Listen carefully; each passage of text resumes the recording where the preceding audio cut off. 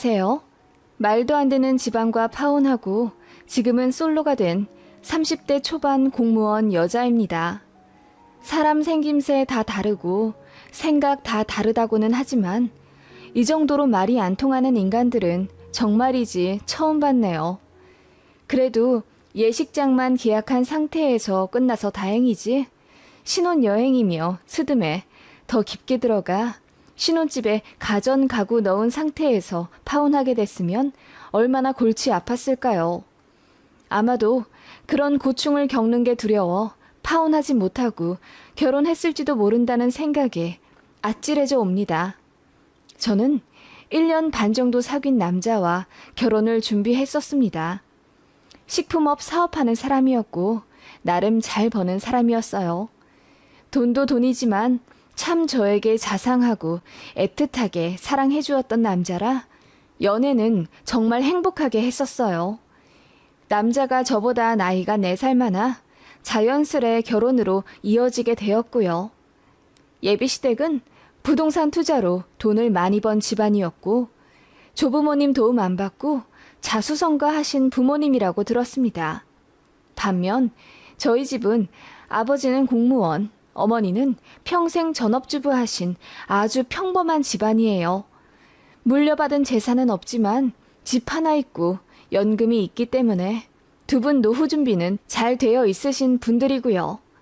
저 역시 돈을 대단하게 버는 건 아니지만 그래도 공무원인데다 제 입으로 이런 말 하긴 좀 그렇지만 예전에 알바로 쇼핑몰 모델도 했었을 만큼 외모가 괜찮은 편이라 소개팅이 참 많이 들어왔어요. 전 남친도 그중 하나였는데 마음이 잘 맞아 사귀게 된 거고요. 아무튼 그렇게 연애하다 결혼 준비를 하게 되었고 자연스레 예비시댁과도 식사를 하게 되었어요. 첫 만남 때 한정식 집으로 남친이 예약을 해뒀더라고요. 긴장된 마음으로 착석했는데 생각보다 예비 시부모님이 참 호탕하고 밝으신 분들이었어요. 그래서 저도 경계를 풀고 화기애애하게 이야기를 시작했던 기억이 나네요. 그분들은 이미 본인 아들 통해 저희 집 사정을 다 알고 계셨더라고요. 공무원 집안에서 자라서 참 깔끔하고 군더더기 없는 성격이라고 칭찬하시더군요. 직업도 그렇고 외모도 훌륭하다며 제가 며느리로 참 마음에 든다 하셨습니다. 그러면서 덧붙이시길 내가 우리 아들 결혼하면 신혼집은 꼭 해주려고 했어. 한 10억 정도 되는 아파트로 해줄게. 라고 하시길래 제가 감사하다고 인사드렸습니다. 요즘같이 집값이 훌쩍 뛰어버린 시대에 결혼하려면 아무래도 보금자리가 제일 중요한데 그 문제를 시댁에서 해결해 주신다니 너무 감사했어요. 게다가 1, 2억 해주시는 것도 흔치 않은데 무려 10억이나 해주신다니 제가 얼마나 놀랐던지요. 저는 그렇게 뛰어난 스펙을 가진 여자도 아니고 그냥 평범하게 결혼해서 집 대출 갚아가며 살 줄 알았는데 신혼부터 10억짜리 집으로 시작한다니 왠지 모르게 마음이 부풀어 오르더군요. 예비 신랑은 이미 알고 있었다는 듯 맞아. 우리 집에서 나 장가 가면 집 해주신다고 약속했거든. 너 결혼 잘하는 거야. 라며 어깨를 으쓱하더군요. 그때만 해도 사실 예비 신랑의 그런 허세가 귀엽게 느껴졌어요. 아무튼 그렇게 알고 있으라 하셨고 예물 예단은 허례허식이라 필요 없으니 그냥 그 돈 아껴 결혼 준비에 보태라 하시더군요. 반반 정도 돈 내어 진행하길 원하셨고 저도 알겠다고 했습니다. 시댁에서 원하는 결혼 날짜를 받아오겠다 하셨고 8개월 정도 후인 11월이더라고요. 요즘 결혼 많이 안 하는 추세라고는 하지만 원하는 날짜에 원하는 시간대로 예약하려면 1년 정도 전에 하는 게 좋기 때문에 좀 촉박하더라고요. 그래서 적당한 예식장 찾아 예비 신랑이랑 데이트 삼아 투어를 다니곤 했죠. 그래서 저희 집이랑 시댁 사이쯤에 있는 경기도 모 예식장이 괜찮아 보여 그쯤으로 리스트를 짜서 양가에 알려드렸더니 저희 집에서는 괜찮다 하셨어요. 그런데 예비시댁에서는 별로라고 하시더군요. 그래서 그 근처 지역 다른 예식장 2개를 더 골라 말씀드렸는데 그것도 다 퇴짜 놓으셨어요. 그래서 제가 좀 기분이 안 좋아서 어떤 예식장을 원하시는지 콕 집어 말씀해달라고 예랑이 통해 전했죠. 그랬더니 예비 시어머니가 저한테 직접 전화를 해서는 우리는 좀 화려하게 했으면 좋겠어. 너희 집에서는 호텔 말씀 안 하시니? 그래도 남자 쪽에서 집을 10억짜리나 해오는데 라고 하시더군요. 그제야 예비 시모의 속뜻을 알겠더라고요. 남자 집에서 집을 해주는 대신 여자 쪽에서 할 만큼 도리를 해라 이거더군요. 시댁에서 반반 결혼하라고 하길래 저는 저 모아둔 돈 3천만 원 탈탈 털어 쓰면 될 줄 알았어요. 물론 부모님께서도 저 결혼하면 어느 정도 도와주시겠다 하셔서 5천만 원 말씀해 주셨거든요. 그래서 부모님이 해주시는 돈이랑 저 모은 돈 합쳐서 결혼 준비를 하고 또 신혼집에 가전 가구 넣을 생각이었습니다. 호텔 예식은 제 사정에 비해 너무 분에 넘친다고 생각했어요. 남자친구가 잘 살긴 하지만 어쨌든 저희 힘으로 결혼해야 하니 적정 예산에 맞게 알아보고 있었고요. 그래서 조심스럽게 어느 정도 수준의 호텔식을 원하냐고 하니 예비 시모가 적어도 신라 호텔 정도는 돼야 하지 않겠어? 거기 야외 예식이 예쁘던데 한번 알아봐. 우리도 어느 정도 해준 보람을 느껴야 하지 않겠어? 그리고 네 시아버지 되실 분이 인맥이 넓으시단다. 높으신 분들도 오고 그러는데 수준을 좀 맞춰서 식을 올려야지. 부모님이랑 상의 안 해봤어? 라고 하시길래 제가 당황해서 결혼은 서로 반반 돈 내서 해야 하기 때문에 저희 둘 주머니 사정 고려해 알아봤던 거예요. 어머님께서는 그럼 호텔 야외식을 원하신다는 거죠? 그런데 제가 알기로는 1억이 넘는 걸로 알고 있어요. 호텔식 최소가 5천이고 야외는 거의 1억은 써야 할 것 같은데 저나 저희 부모님은 그 정도 해주실 여력이 안 되세요. 라고 딱 잘라 이야기를 드렸습니다. 그랬더니 예비 시모가 좀 언짢은 티를 내며 무슨 1억씩이나 한다니? 말도 안 된다. 그럼 실내식으로 알아보던지. 그 정도 성의는 보일 줄 알았는데 조금 실망이구나. 라고 하시더군요. 그 얘기 듣고 저도 기분이 안 좋아서 친구들에게 물어보니 의견이 반반이었어요. 10억 정도 신혼집을 해주는 남자 집이 없으니 웬만하면 예비시댁에서 해달라는 대로 해주는 게 좋다 라는 의견과 그건 갑질 같다. 우리가 해달라고 먼저 요청한 것도 아니고 예비시댁에서 먼저 집 해준다고 말씀해 주신 거니 우리는 우리 상황에 맞게 진행하면 된다고 하는 친구들도 많았습니다. 남친한테도 이야기했는데 처음엔 자기가 집에 잘 이야기해보겠다더니 나중에는 엄마 뜻이 확고하다고 하더군요. 예비시댁에서는 남친 아버지 사업 때문에 호텔식이 꼭 필요하다고 주장했기 때문에 어쩔 수가 없더라고요. 그래서 일부 대출을 받아 식을 진행하되 예비 시모가 원하는 야외식은 못할 것 같다고 양해를 구했죠. 그랬더니 선심 쓰듯 알겠다 하시더군요. 솔직히 이게 맞나 싶긴 했는데 부동산 시장이 장난 아니다 보니 10억짜리 집을 해주신다는데 이 정도는 맞춰야지 싶더라고요. 아무튼 그렇게 호텔 예식장을 잡아두었죠. 예약금만 2천만 원 냈습니다. 물론 제가 바로 목돈이 준비되지 않아서 남친이랑 반반 냈어요. 나머지 금액은 저희 쪽에서 추후 다 내는 걸로 했고요. 그렇게 했더니 예비 시모가 참 잘했다 하시며 칭찬해 주시더군요. 이제부터는 저희가 하고 싶은 대로 해도 좋다 하시길래 큰 산 넘은 줄 알았습니다. 그런데 그게 시작이더군요. 신혼여행 스드메 같은 건 예비 시모가 간섭하지 않으셨어요. 그런데 가전 가구 알아보려고 하니 예비 시모가 계속 동행하려 하시더군요.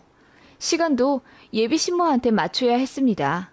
예를 들어 어느 주말에 특근이 잡혀 평일밖에 시간이 안 되어서 남친이랑 수요일 저녁에 만나 가전 상담을 받기로 했습니다. 그런데 예비 시모가 수요일 저녁은 본인이 시간이 안 된다며 주말에 보자고 하시더라고요. 그래서 제가 안 된다고 했더니 그럼 저 없이 아들이랑만 가전 보고 계약하겠다 하시더군요. 처음에는 그 얘기 듣고 우리 신혼집 가전을 사주시겠다는 건가 싶었네요. 그래서 감사하다고 말씀드렸는데 예비 시모 뜻은 본인이 고르고 결제를 제가 하라는 거였네요. 너무 황당해서 어차피 제가 결제할 거 저도 마음에 드는 걸로 사야 한다고 하니 예비 시모도 기분이 나쁜 듯 무조건 주말로 시간 빼라 고집 피우더군요. 그런데 주말에 시간이 안 되는데 어떡합니까? 가전 가구는 그냥 나중에 보기로 하고 없던 일로 했더니 예비 시모가 저더러 고집이 세다고 했다더군요. 그걸 예비 신랑이 저한테 전했어요. 그놈도 참 웃기죠. 아무튼 이런저런 사건이 있다 보니 이 결혼 과연 맞는 건가 싶더군요. 남친은 참 마음에 들었고 결혼하면 잘 살겠다 싶었는데 벌써부터 저희한테 이래라 저래라 입대는 예비 시모 자리가 장난 아닐 것 같다는 불안감이 엄습했어요. 그래서 남친이랑 많이 싸우기도 했네요. 그러다가 한 번 크게 싸우고 제가 파혼하자고 했는데 예비 신랑이 정말 식음을 전폐하며 슬퍼했어요. 그걸 지켜보던 예비 시댁에서도 처음엔 그럴 거면 그냥 파혼하라고 했다가 상황이 심상치 않음을 느꼈나 보더라고요. 예비 시모가 저에게 직접 전화를 걸어 미안하다고 사과하셨습니다. 개혼이라 내가 많이 설렜나 봐. 그래서 이것저것 간섭한 거 인정하마. 이제부터는 정말 니들 뜻대로 해. 우리 아들이 널 참 많이 좋아하나 보다. 라며 씁쓸하게 말씀하시더군요.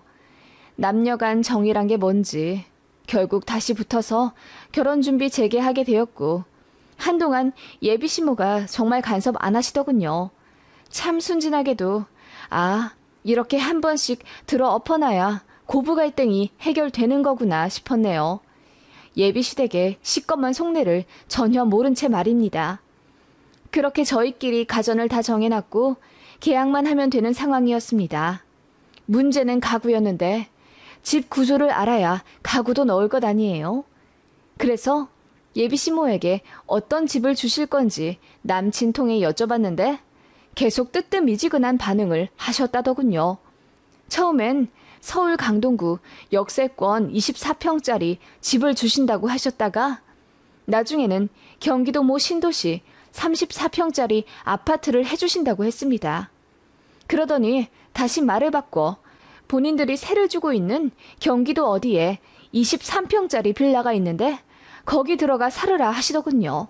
이랬다 저랬다 하시는 게 어쩐지 마음이 안 놓여 그 집 시세를 찾아봤더니 7억 5천 정도였어요. 제가 속물인 건가요? 10억이랑 7억 5천은 차이가 많이 나지 않아요.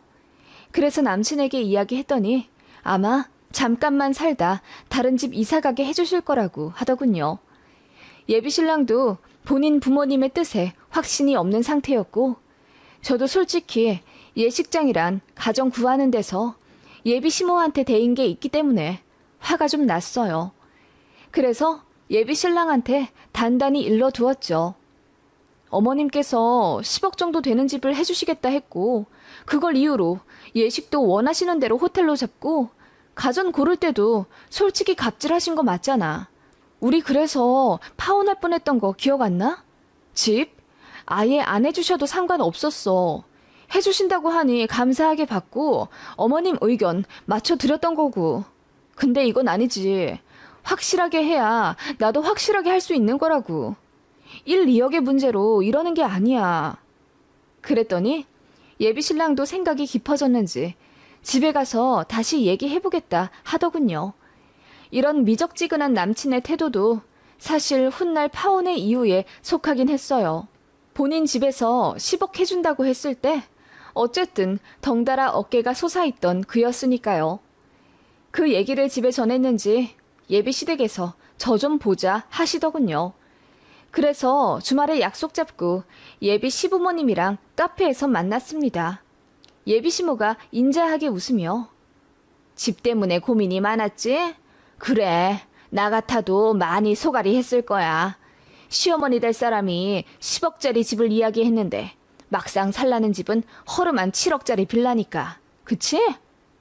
라며 저를 이해한다는 듯이 달래더군요. 그러면서 해명하기를 본인들 부동산 사업 때문에 당장 딱 맞는 집을 해줄 수가 없다는 거예요. 원래 해주려고 했는데 상황이 좀 그렇게 되었다면서 저더러 이해를 좀 해달라 하더군요. 그래서 제가 차분히 말했죠. 10억이 아니라 1억, 아니 1,000만 원을 보태주셔도 감사한 일이죠.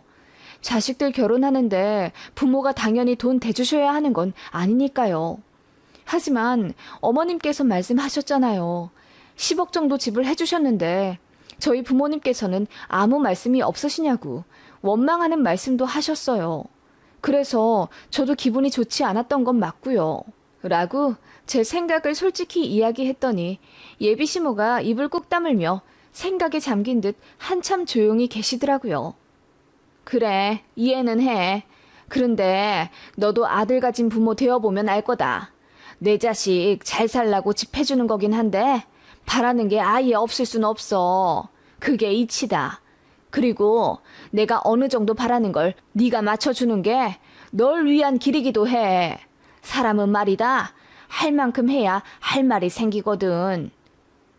예비 시모는 그렇게 이야기하며 원래 세상 이치가 공짜는 없는 법이라고 하시더군요. 그러더니 제 뜻 잘 알겠다면서 저더러 쉬운 며느리 아니라고 농담 삼아 말씀하시곤 깔깔 웃으시더군요. 알겠어. 당장 어렵긴 한데 최대한 올해 겨울쯤으로 맞춰볼게. 강동구에 10억짜리 아파트 전세 준 게 있어. 세입자한테 이야기해보고 빨리 빼보마. 나도 내가 한 말이 있으니 10억에 맞춰야지. 라며 선심 쓰듯 말씀하시더군요. 그러더니 덧붙이는 말이 그런데 그렇게 되면 우리도 여간 손해보는 게 아니란다. 그럼 자연스럽게 니들 원망을 하게 될 텐데 피차 서로 기분 안 좋을 바에 할도리는 하는 게 낫겠지? 라고 하시길래 그게 무슨 뜻이냐고 여쭙습니다. 내 말은 너도 10억짜리 집에 살면서 누리는 게 있을 거 아니야. 네 친구들한테는 시집 잘 갔다고 자랑할 수 있고 네 친정 부모님한테는 딸 이렇게 안정적으로 자리 잡았다고 안심시켜 드릴 수도 있고 10억짜리 집 요즘 시세로는 보증금 몇 억에 월세 150에서 200 사이야. 그건 알지? 라고 하시며 어머님이 탭을 꺼내 본인 하시는 부동산 사업 관련 서류를 막 보여주시는 거예요. 요즘 시세가 이 정도라며 저희가 이 집에 살면 한 달에 원래 어느 정도를 내야 한다며 저더러 땡 잡은 줄 알라고 막 세뇌시키시더라고요. 그러더니 본론을 말씀하시는 거예요. 우리 아들은 이미 알겠다고 수긍한 상태인데 너도 알진 모르겠다. 한 달에 월세조로 얼마씩 주기로 했어. 우리한테. 아무리 부모 자식 간이라지만 돈 오고 가는 건 똑바로 해야 하지 않겠어? 아들이랑 너랑 버는 돈에서 딱 50만 원씩 각출해서 우리 주기로 했다. 그 말에 저는 너무 놀랐어요. 네? 100만 원씩 매달 아버님 어머님께 드려야 한다고요? 아니 그러면 저는 집 안 받을래요. 차라리 그 돈으로 대출받아서 집을 사죠. 하나만 알고 둘은 모르는구나. 어차피 우리 재산이 다 나중에 니들한테 갈 건데 월 100만 원이면 싸게 치는 거지. 네가 사업을 안 해봐서 모르는구나. 세상 이치가 다 그런 법이야. 어머님, 저는 공무원이라 월급 엄청 적어요. 한 달에 200만 원 남짓인데요. 현수 씨가 지금은 돈 잘 번다지만 만약 사업 접고 돈 못 벌면요? 저는 그런 것도 감안하고 결혼하는 건데요. 그 말에 예비 시모가 깔깔 웃으며 그러면 네 친정에서 도움을 주시겠지. 네가 자식이 없어 봐서 그래. 사위 쪽에서 집을 그리 좋은 걸 해주셨는데 설마 도움 안 주시겠니? 네? 그럼 저희 부모님한테 손을 벌려서라도 월 100만 원씩 매달 내야 한다는 거예요? 무조건? 그런 마인드로 살아야 한다 이 말이야. 너는 똑똑하니까 이게 손해가 아니라는 걸 잘 알 거다. 그 말에 저는 머리가 띵하게 멍해 있을 수밖에 없었습니다. 이런 결혼이라면 하고 싶지가 않았어요. 세상에 돈이 없으면 친정에 손을 벌려서라도 돈을 타내 시댁에 돈을 들여야 한다니요. 10억짜리 집 받았다가 내 인생 전체를 시어머니한테 저당 잡히며 꼼짝 못하고 살 것 같다는 공포가 밀려오더군요. 그래서 그 자리에서 이야기했습니다. 예비 며느리는 사업 상대가 아닌데 너무하신 것 같아요. 저는 결혼을 하는 거지 돈 놓고 돈 먹기 놀이를 하는 게 아닙니다. 10억짜리가 아니라 1억짜리 집이라도 그냥 마음 편하게 살고 싶어요. 파혼하겠습니다. 라고 했더니 예비 시모가 아니 그래도 어른이 이런저런 사정이 있어서 그랬다고 이렇게 선 지켜 딱 얘기했으면 알겠습니다 하고 받아들이는 면이 있어야지. 따박따박 대드는 것도 참아줬더니 뭐? 파혼? 예 해준대잖니. 남들은 10억짜리 집이 뭐야? 1,000만 원도 못 해주는 집이 수두룩 빽빽이야. 봐 너희 부모님께서도 당장 5천만 원 해주시는 게 다잖니. 그러면서 나한테 무슨 맡겨둔 듯이 집을 막 내놓으래. 라고 하시더군요. 끝까지 제가 집 때문에 파혼한다 생각하시는 게 정말 그들답다 싶더군요. 그러더니 제가 없는 집에서 자라 자존심만 세다고 소리를 지르길래 교양 없는 것보다 낫지 않겠냐고 되받아치니 뒤로 넘어가려 하시더군요. 그날 바로 남친한테 파혼 통보했고 다신 얼굴 안 보는 걸로 하자고 했습니다. 알고 보니 그 집도 명의 이전해 주시는 게 아니라 어머님 명의로 쭉 사는 거였더라고요. 애초에 명의 변경에 아들 쪽으로도 증여해 줄 생각이 없으셨대요. 게다가 결혼하면 저더러 1억 정도 들여서 집 리모델링하고 들어오라 시킬 참이었다더군요. 그렇게 집 고치고 나면 예비시모 그 돈돈거리는 성격에 저희 그 집 계속 살게 하겠어요? 이런저런 핑계대며 저희더러 집 내놓고 나가라 할지도 모르는 거였죠. 정말 황당하더라고요. 그래서 남친한테 월 100만 원씩 드리기로 했다면서 나한테 숨겼으니 너도 사기꾼이나 다를 바 없다고 퍼부어댄 후 돈 아까워 죽겠으니 호텔 식장 계약금 낸 거 도로 돌려달라고 했어요. 제가 1,000만 원 냈잖아요. 그래서 달라고 했더니 남친은 주려고 했는데 남친 부모님이 절대 주지 말라고 했다더군요. 법적으로 자문을 구해도 어차피 못 돌려받는다길래 저희 언니랑 전 남친 가게 찾아가 회유했습니다. 돈 주면 다시 만나겠다고 했더니 전 남친이 울면서 바로 1,000만 원 보내주더군요. 돈 송금된 거 보자마자 저희 언니가 깔깔 웃으며 뻥이다 이 새끼야. 너도 네 엄마가 내 동생한테 한 것처럼 당해봐. 사람이 한 입 갖고 두말하는 게 얼마나 치사한지 너도 제대로 느껴보고 네 엄마한테 가서 이야기해라. 했네요. 전 남친 울고불고 난리나고 전 남친 엄마 그러니까 전 예비시모도 뒤집어질 듯이 화내며 저한테 전화해서 소리 지르고 그랬어요. 그치만 타격감 전혀 없었네요. 저는 돈 다 돌려받아서 손해본 거 없고 전 남친은 2,000만 원 손해봤으니까요. 돈돈거리는 사람한텐 돈으로 복수하는 게 최고더군요. 그렇게 다 끝났습니다. 긴 여정의 레이스를 끝낸 것처럼 허무하지만 그래도 지옥으로 들어가기 전에 끝나서 다행이라는 생각이 들어요. 10억짜리 집 참 달콤하지만 전 남친 엄마가 제대로 된 교훈 하나 알려주셨네요. 역시 세상에 공짜는 없다는 걸요. 그거 하나는 참 감사합니다.